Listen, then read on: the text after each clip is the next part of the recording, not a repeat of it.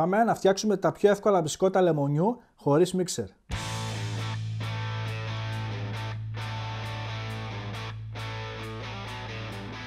Σε ένα μπολ θα χρειαστούμε 140 γραμμάρια αγελαδινό βούτυρο σε θερμοκρασία δωματίου. Θα ρίξω 150 γραμμάρια κρυσταλλική ζάχαρη, ένα μέτριο αυγό, μία πρέζα αλάτι, μία βανιλίνη. Θα χρειαστούμε ξύσμα από ένα λεμόνι. Επίσης θα χρειαστούμε χυμό από μισό λεμόνι.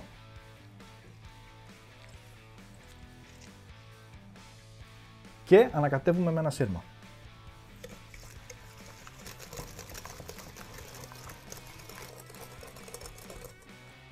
Αφού ενώθηκαν τα υλικά μας, πάμε να ρίξουμε το αλεύρι μας. Σε 270 γραμμάρια αλεύρι για όλες τις χρήσεις θα ρίξουμε μισό κουταλάκι του γλυκού baking powder.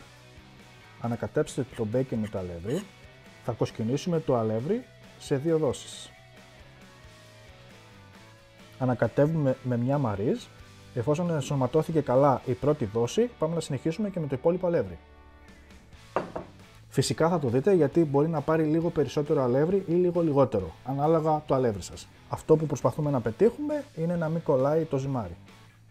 Έχει σχηματιστεί η ζύμη μας, βλέπετε ότι πλέον δεν κολλάει στη μαρίζ, οπότε τώρα θα σκεπάσουμε με μια μεμβράνη και θα το βάλουμε 30 λεπτά στην κατάψυξη. Αν δεν σας χωράει στην κατάψυξη 30 λεπτά, μπορείτε να το βάλετε μία ώρα στο ψυγείο. Μετά από 30 λεπτά στην κατάψυξη πάμε να μετρήσουμε τη ζύμη μας. Ζυγίζουμε περίπου 30 γραμμάρια το κάθε κομμάτι. Τώρα πολύ απλά θα το κάνουμε ένα μπαλάκι και το βουτάμε στη ζάχαρη άχνη.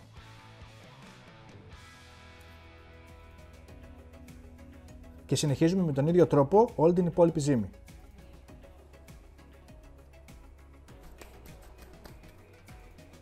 Και είμαστε έτοιμοι να ψήσουμε σε προθερμασμένο φούρνο στον αέρα στους 170 βαθμούς για περίπου 12 με 14 λεπτά.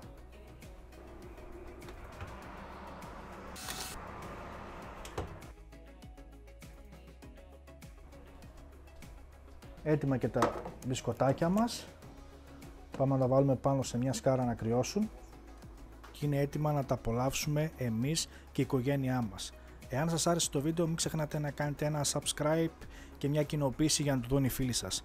Μέχρι το επόμενο βίντεο να περνάτε καλά. Γεια σας. Πάμε να φτιάξουμε τα πιο εύκολα μπισκότα λεμονιού χωρίς μίξερ.